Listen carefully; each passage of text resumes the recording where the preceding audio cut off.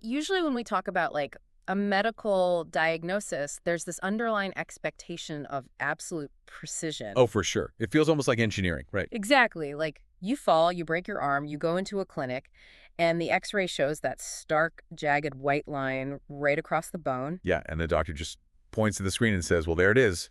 That is the problem. Right, and it provides this really profound sense of comfort. Because we are biologically wired to crave that kind of binary categorization. The bone is broken or the bone is intact. It's just so simple. Yeah, the problem is visible, it's isolated, and therefore the treatment plan is just obvious. But then you step into the world of operations and safety management, and suddenly that beautiful, precise x-ray machine just completely shatters. It really does. You find yourself looking at a diagnostic landscape that is, well, it's incredibly murky. Yeah, because you don't have a glowing white line telling you why a driver missed a scale house or, Yeah. why a tractor's rear tandem's clipped a gate.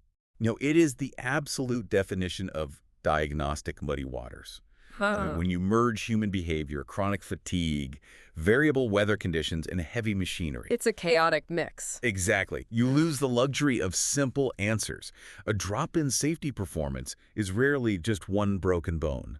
It's, a systemic degradation. And that systemic reality is really what brings us to our mission for this deep dive today. It is. Because today we are speaking directly to you, the listener, specifically those of you operating as a frontline line haul manager. Right, the business contact or the BC. Exactly. You are the BC, the person whose boots are actually on the ground every single day. And we're pulling apart a very specific, very vital manual we've got in front of us titled 10 Habits to Achieve Tier 5 Safety, specifically for the business contact. Yeah, and the primary goal here is to help you completely elevate your daily operation. Because we want to get you out of that agonizing reactive cycle, Oh man, the reactive cycle. Just showing up, putting out daily fires, holding your breath, and basically just hoping for the best. Right, which is exhausting.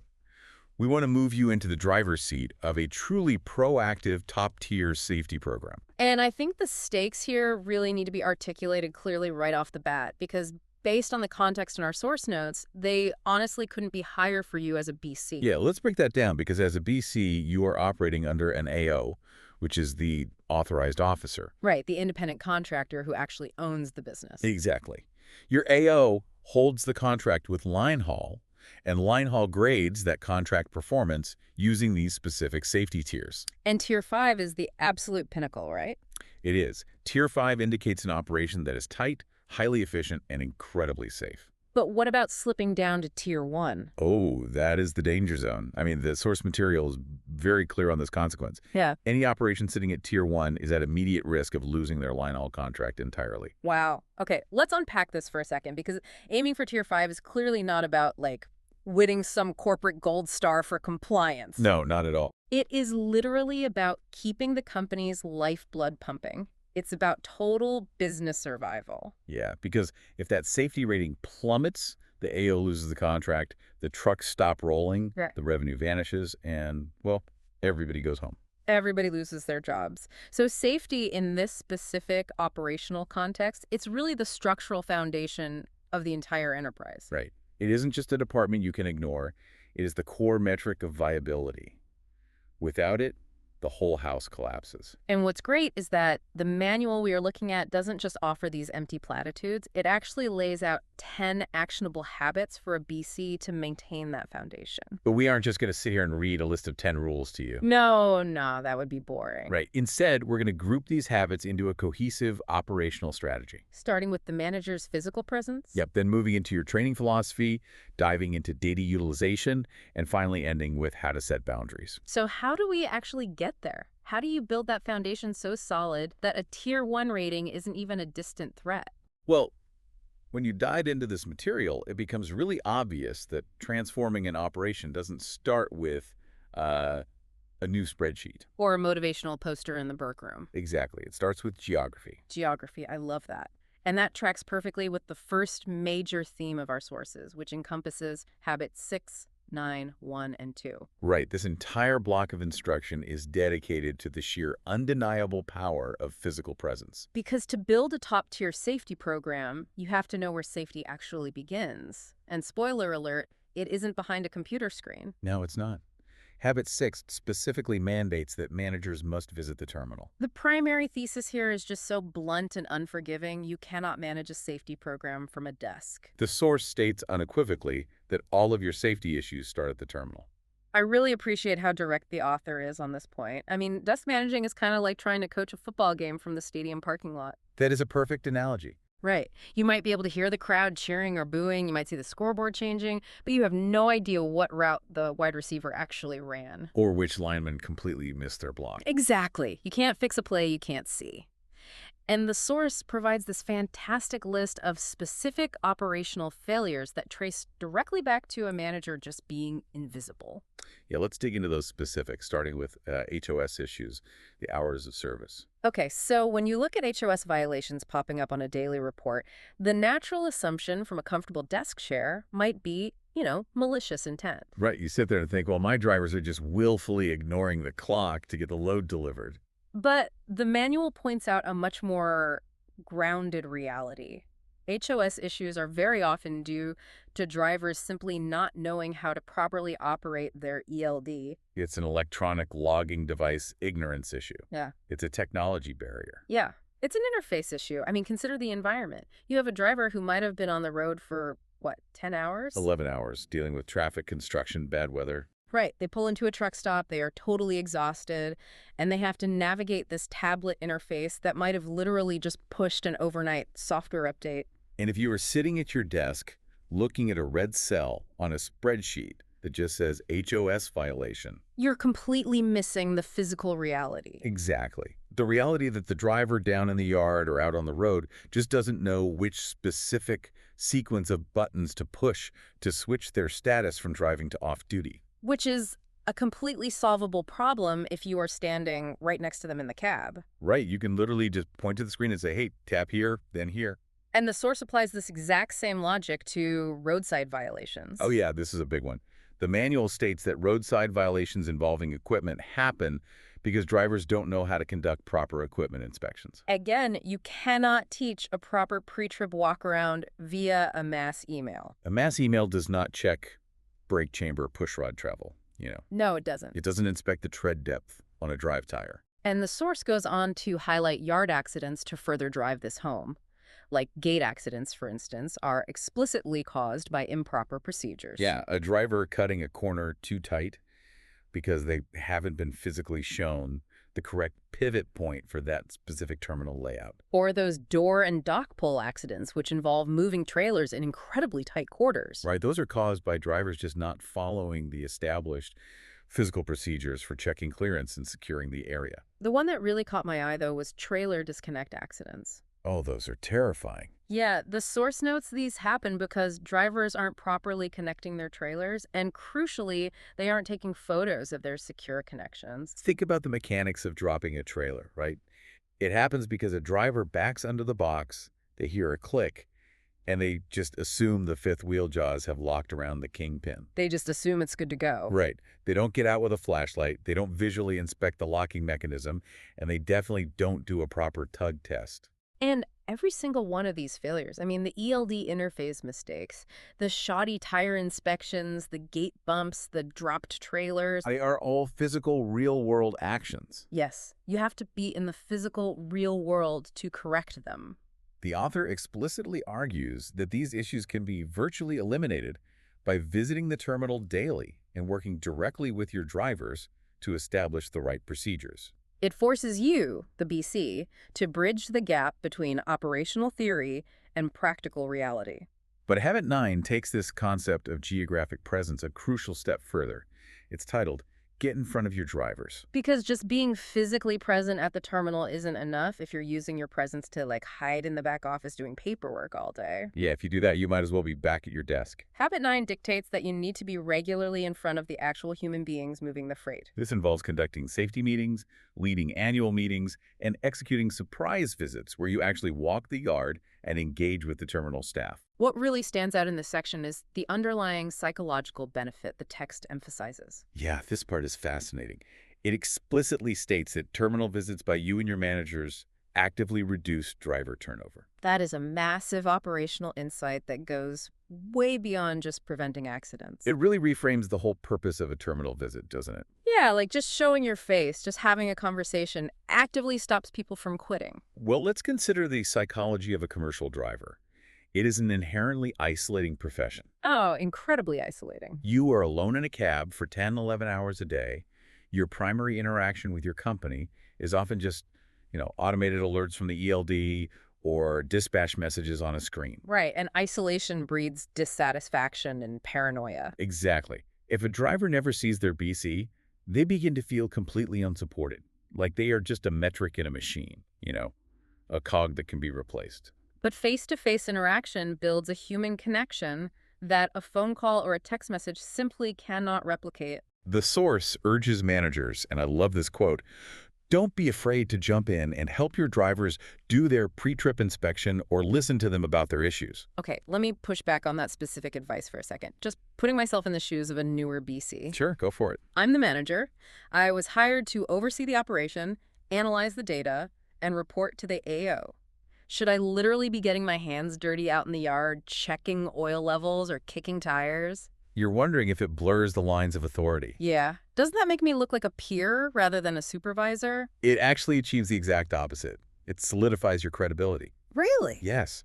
By helping with a pre-trip inspection, you aren't doing their job for them. You are demonstrating a fundamental understanding of what their job entails. Okay, I see. You are validating the physical labor of the work. Exactly. Oh. When a driver sees a BC willing to stand out in the cold and look at a glad hand seal, that driver recognizes that the BC actually understands the realities of the road. That makes a lot of sense. The manual explicitly states that face-to-face interaction is always better than over-the-phone interaction. Because it proves you are invested in their daily reality, not just the data they produce on a spreadsheet. It's about establishing a shared reality.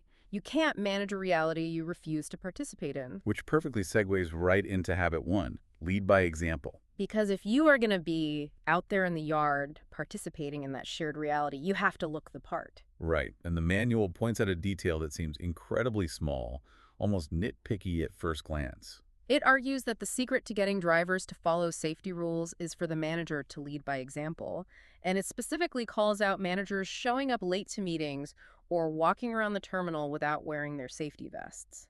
It might seem like a minor detail to someone outside the industry, but within the context of a terminal, it is the fulcrum of behavioral compliance. I can hear a BC arguing this point right now.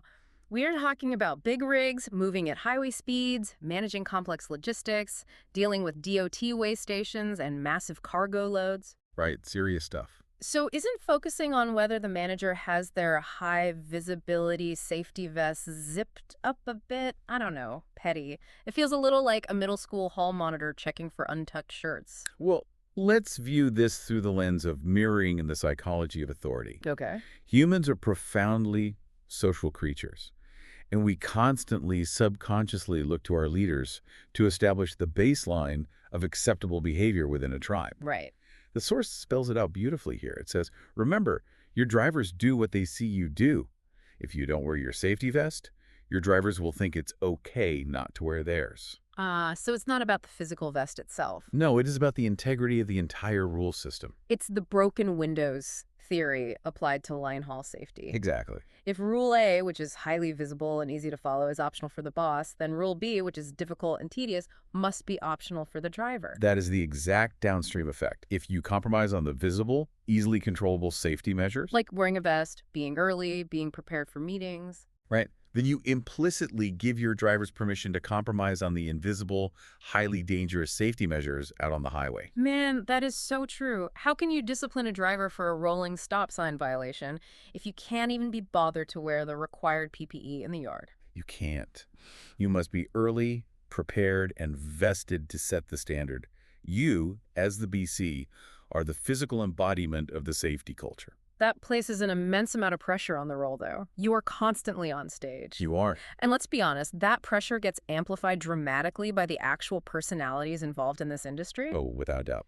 Which brings us to habit 2. Be respectful, but direct. And the manual drops a truth bomb here that I think a lot of people in management might be terrified to admit out loud. He says, another issue I see with managers is that they are scared of drivers. Wow. It is a very real, very prevalent dynamic that rarely gets discussed in management seminars. I bet.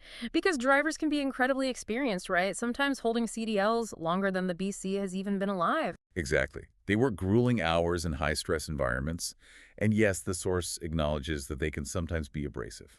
So when a manager, especially like a newer or younger BC, faces a seasoned driver who is pushing back aggressively on a safety protocol, Maybe arguing that a dash camera is an invasion of privacy, or that a specific routing rule is costing them money. it can be deeply intimidating. Very much so. I can picture that confrontation right now. You're in the break room, the driver's frustrated, their voice is raising, they're crossing their arms. It's a high-stakes interpersonal conflict. It happens all the time. Yeah. But the manual provides a golden rule for this exact scenario.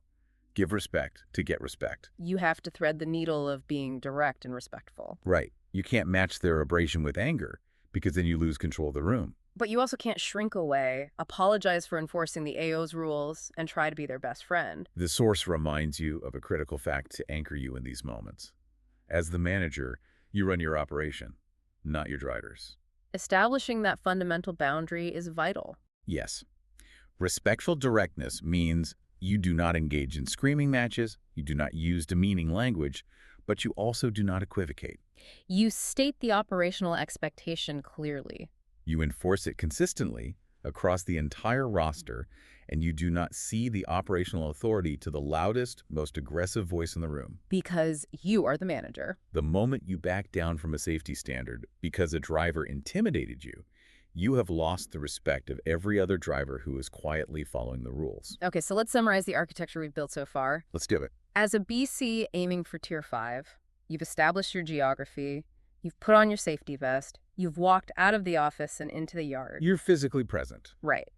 You are standing face-to-face with your drivers, you are handling their abrasive moments with respectful directness, and you are ready to correct the operational issues that lead to accidents. But once you have their attention, what exactly are you teaching them? And that is the pivotal question that pivots us into the next phase of the manual. Because once you have established your presence and your authority, you have to fundamentally shift how you approach the concept of training. This shift is covered in Habit 3, Train Habits. And the text points out a major mistake managers make, one that honestly sounds totally counterintuitive at first. Yeah, the mistake is assuming you need to train your drivers on regulations and every little nuance of the trucking industry. It's an incredibly common trap, especially for managers who are highly analytical. BCs feel the immense weight of compliance. You know, the Federal Motor Carrier Safety Administration rules, the Department of Transportation codes, the AO's internal policies. That's a lot of dense material. It is, and they try to transfer all that legal weight directly onto the driver's shoulders through long lectures, PowerPoint presentations, and massive manuals. It's like teaching a teenager how to drive a car by making them read a graduate-level textbook on thermodynamics. Like making them study the chemical properties of combustible fuel and the legal history of the interstate highway system, instead of just sitting them in the seat and saying, hey, here's the brake pedal, press it to stop. I want to build on that analogy because it perfectly illustrates the cognitive disconnect happening here. Yeah, please do. The driver navigating a 70,000-pound vehicle through a crowded urban corridor does not need to understand the legislative history of the hours of service regulations. Right. They do not need to know the specific subsection of the legal code regarding brake pad thickness or air pressure ratios. They just need to know what physical action to perform in the cab. Precisely that. The manual draws a very sharp, deliberate distinction here between training regulations versus training habits. And the source insists that you must focus your training entirely on the daily habits that will actually accomplish your safety goals. Let's look at the specific examples the manual provides to really ground this in reality. We talked earlier about HOS, hours of service. The text explicitly says, you do not need to train your drivers on hours of service regulations. You need to train your drivers on the correct habits for using their electronic logging devices. Okay, let's explore the cognitive load on the driver in that scenario. Good idea. If you train them on the regulation, they have to remember the abstract rule, for example, the 14-hour driving window. Right, then they have to do the mental math of how long they've been on duty. Then they have to translate that math into a specific action on the tablet, all while they're tired, hungry, and trying to find a parking spot at a crowded rest area. The friction there is immense. It's huge. Yeah. But if you train the habit, the action becomes muscle memory. You teach them when you sit in this seat, before you release the parking brake, you push this green button. Yes, when you arrive at the dock, before you open the doors, you tap this red icon. It is pure behavioral conditioning. You remove the decision-making process entirely. And the same logic applies to the truck itself. Yeah, the source states you don't need to train your drivers on vehicle maintenance regulations. You need to train them on the proper procedures for pre-trip, in-trip, and post-trip inspections. You do not hand a driver a diesel mechanic's diagnostic manual. No, you walk them around the tractor. You physically demonstrate the choreography of the inspection. You say, look at this specific gauge, touch this specific hose, measure this specific tread. Do it in this exact sequence, starting at the driver's side door and walking clockwise every single time before you turn the key. You are building a physical routine that operates below the level of conscious thought. So the ultimate takeaway here is that achieving Tier 5 safety isn't about curating a fleet of drivers who are legal scholars or certified mechanics. No, not at all. It is about building a fleet of drivers who execute perfect, unbreakable daily routines. Muscle memory over memorization. Because it removes the friction from compliance. When safety procedures become ingrained physical habits, drivers execute them automatically. They don't have to think about whether they should do a tug test on the trailer. Right? Their body just does it because that is the established habit. That is the inflection point where your accident rates plummet and your safety tier rises. Okay, so we've got perfect routines happening in the yard. Your drivers are doing their clockwise walkarounds. They are tapping the right buttons on the ELD before releasing the brakes. Yep, the physical habits are locked in. But as a BC manager, you can't just rely on hoping those physical habits hold up once the truck leaves the terminal and disappears down the interstate. No, you definitely cannot. You also need a perfect routine for monitoring your fleet digitally. And that transition leads us into the third major segment of our operational strategy, the proactive data loop. Which involves habit 7, 5, and 8. Right. Perfect physical habits in the yard are the essential foundation. The digital data is how you verify, track, and maintain those habits over time and vast distances. Let's start with habit 7, review safe dashboard. The source introduces this platform called SAFE. It is the central software nerve center that the contractor uses to manage the entire safety program. And it houses everything, right? VEDR events, ELE compliance, driver coaching records, and both driver and manager training modules. Yeah, the SAFE dashboard pulls all of the disparate telematics data, like the dash cam triggers, the engine diagnostics, the logbook entries, all into one consolidated view. And the manual is very clear about the ideal morning routine for a BC. It says, good managers review their safe dashboard every day to identify issues. The workflow it suggests is incredibly tight. Check the dashboard first thing at the beginning of the day. Identify any safety issues that popped up overnight or the day before. Right, then you draft a quick plan of action, and then immediately head down to the terminal to address them. It creates a closed, unbreakable loop of accountability. Exactly. The digital data tells you exactly where the physical habits broke down out on the road, and you immediately go to the physical terminal to correct those habits before the driver's next shift. However, there is a critical warning in the text regarding this system. Garbage in means garbage out. Yes, the hygiene of the data. The source says, your safe dashboard is no good to you with bad data. It actually mandates that managers must update the system daily. Like if you terminated a driver on Tuesday, you have to log in and mark them as terminated in the system on Tuesday. If the AO purchased a new tractor and put it in the yard, you have to log in and add that specific truck to your roster immediately. Consider the consequences of failing to do this. I mean, if the roster is outdated, your data analytics become entirely skewed. Oh, completely useless. You might have a new truck out on the road generating severe VEDR events, like hard braking or following too closely. But because you didn't assign that truck to a driver in the system, the alerts are firing into a void. Exactly. Or conversely, you might be wasting precious morning hours analyzing data and drafting coaching plans for a driver who no longer even works for the company. The software is only as effective as the meticulous accuracy of the information the BC feeds into it. And it isn't just about monitoring the drivers and the equipment. It's about monitoring yourself, too. Right. The text points out that the Safe Dashboard contains a full library of manager training. Good managers utilize this resource monthly, completing additional training to improve their own analytical and leadership skills. The mantra the source provides is continuous improvement.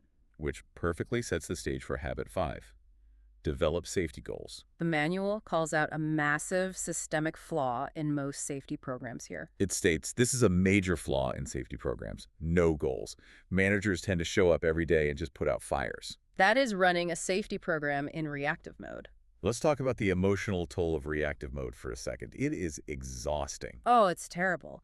It's coming into the office, staring at your phone, waiting for it to ring with a problem from dispatch or a DOT officer, and then scrambling in a panic to fix it. It's living in a constant state of adrenaline and dread. Aiming for Tier 5 requires flipping that script entirely. It requires operating proactively, anticipating the fire before the match is even struck.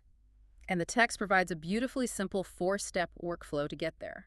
Monitor, write, execute, and adjust. Let's dive deep into the specific real-world scenario the source provides to illustrate this four-step loop in action. The first step is monitor. Right. So you are executing your Habit 7 morning routine. You're looking at the safe dashboard, and you identify a specific trend. Let's say a couple of drivers have triggered multiple speeding events in the VEDR system this week. That is the monitoring phase. You haven't just seen a random alert, you've identified a behavioral pattern. Next is write. And this is where many managers fail. Why is that? Well, they see the speeding alert, they get angry, they walk out to the yard, and they just start yelling about the speed limit. That is reactive. Totally reactive. The proactive approach is to sit down and write up a specific, documented plan on how you're going to solve the speeding problem. Like, which specific drivers are you talking to? What specific VEDR video clips are you showing them? What is the required behavioral change you are demanding? Yes, writing it down forces the BC to have clarity and intent before the conversation even begins. Once that plan is on paper, you move to step 3, execute. You head to the terminal, you pull those specific drivers into a quiet room, and you provide one-on-one coaching. And this is where you loop back to Habit 3. You train the habit of speed management. You don't just quote the posted speed limit. No, you talk about their physical scanning habits, how they are reading the flow of traffic, how they are managing their cruise control. You coach the physical habit that controls the speed. And finally, we reach the step that almost everyone forgets, which is adjust. Because no plan survives contact with reality. Never. The source astutely notes that while you are in the middle of coaching for speeding, you might uncover entirely new driver-related issues. You might sit down with the driver to talk about speeding, and they might reveal that the speedometer on their specific tractor is actually faulty and reading 5 miles an hour slower than their actual speed. Oh, wow. Yeah. Or maybe they're struggling with a dispatch routing issue that is giving them unrealistic delivery windows, causing them to panic and rush. The root cause of the behavior might be completely different than what the raw data suggested. So you adjust your written plan to address the new reality.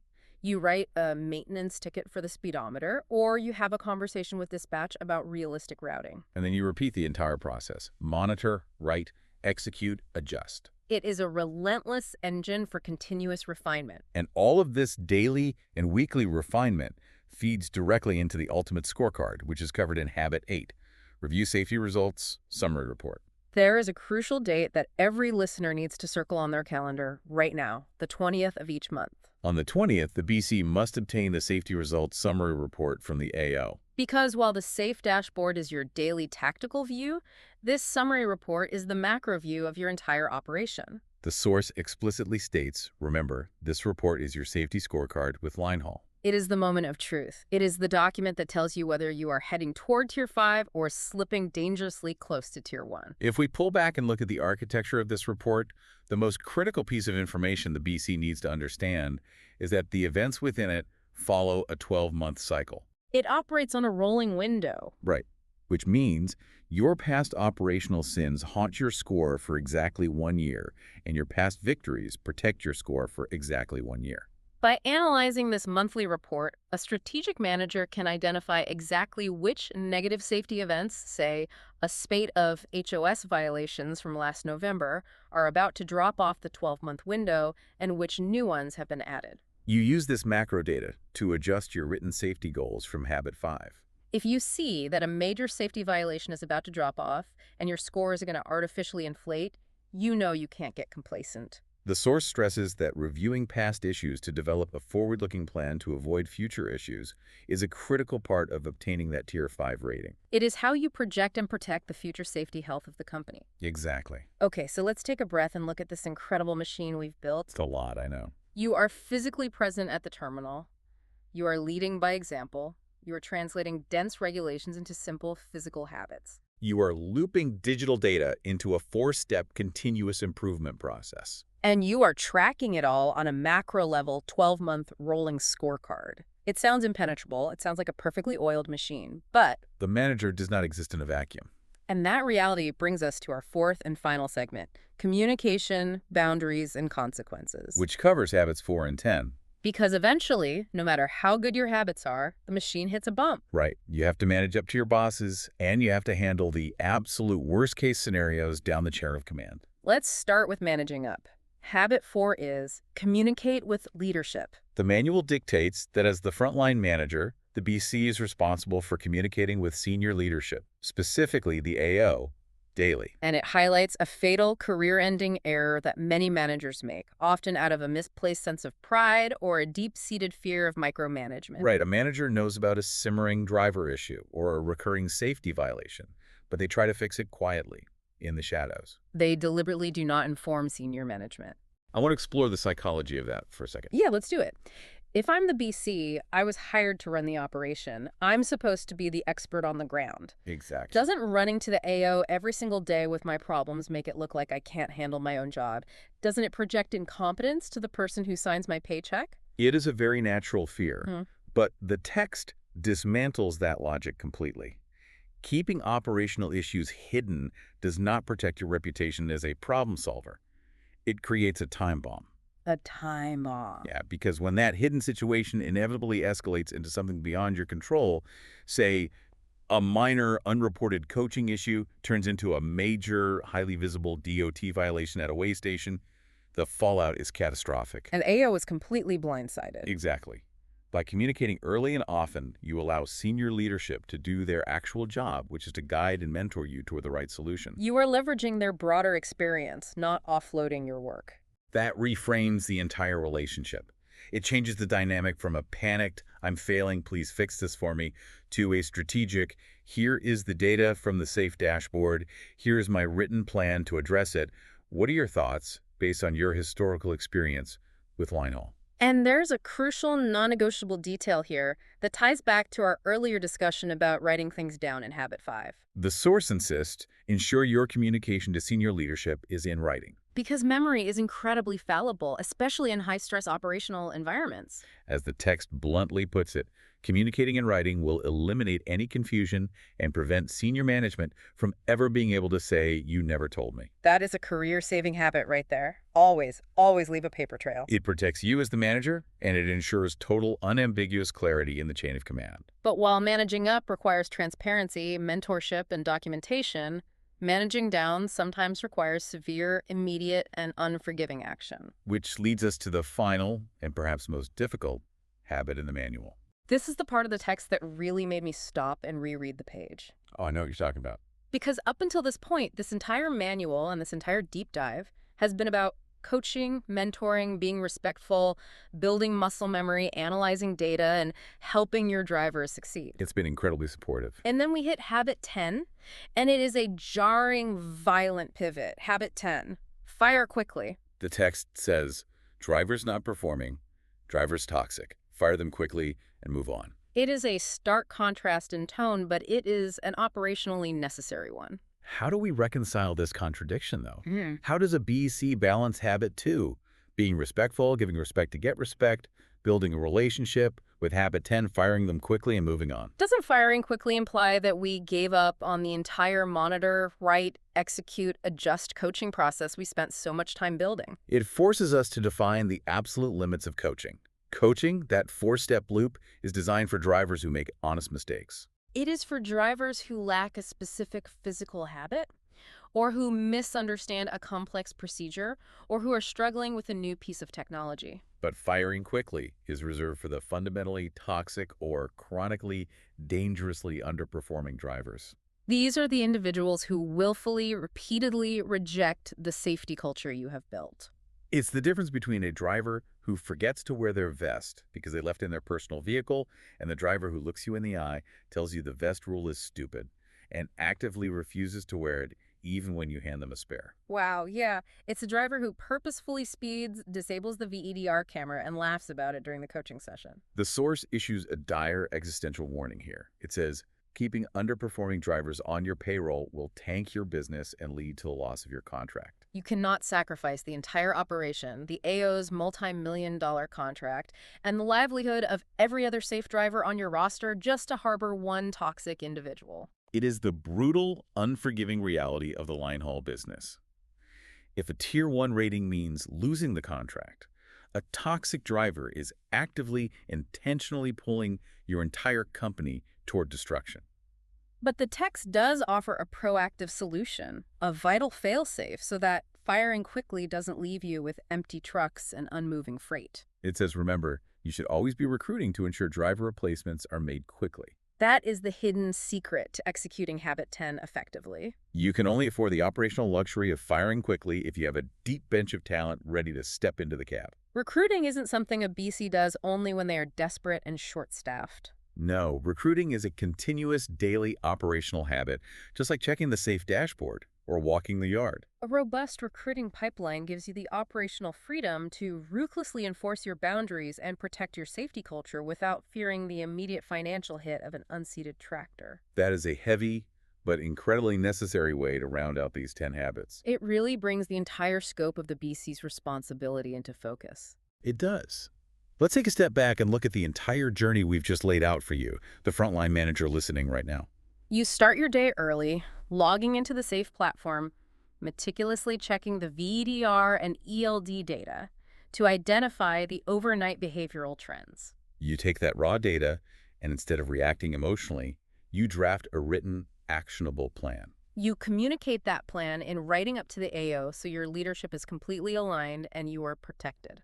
Then you put on your safety vest, you walk out of the climate-controlled office, and you head down to the physical terminal. You look your drivers in the eye. You don't quote federal regulations at them. You help them build physical, daily muscle memory habits. You treat them with respect, you stand your ground when challenged, and if someone is toxically undermining the safety of the fleet, You already have the replacement recruited, and you let them go immediately to protect the contract. it is a phenomenal, comprehensive blueprint for moving an operation from a reactive, chaotic environment into a controlled, proactive, Tier 5 powerhouse. And as we wrap up this incredibly deep dive into the Line Haul Safety Manual, I want to toss it over to you for one final thought to mull over. We've talked so much about procedures and metrics, but what is the ultimate philosophy a BC should walk away with today? It requires a fundamental shift in how we perceive the concept of safety itself. Okay, how so? Well, in most industries, we think of safety merely as preventing accidents. It's viewed as a defensive posture, it's a cost center, it's trying to stop bad things from happening so the company doesn't get sued. Right, that's the standard view. But in a line haul operation, where your safety tier literally dictates whether your AO is even allowed to hold a contract, safety isn't just a defensive department, it is the entire sales pitch. Wow, yeah. Every single time you coach a driver to push the right button on that ELD tablet, every photograph taken of a secure trailer connection in the yard at 3:00 a.m., every difficult conversation you have about a speeding event, that isn't just administrative compliance. That is you, the BC, actively securing the financial future of the company. Think back to our opening analogy about the medical diagnosis. You aren't just looking for broken bones. You are managing the holistic, systemic health of a massive organism. If dropping to Tier 1 means the business dies, then achieving Tier 5 doesn't just mean you are a good safety manager. It means you are completely, undeniably indispensable. You are the engine that keeps the entire enterprise alive. Keep those habits strong, keep the vest on, and we will catch you on the next deep dive.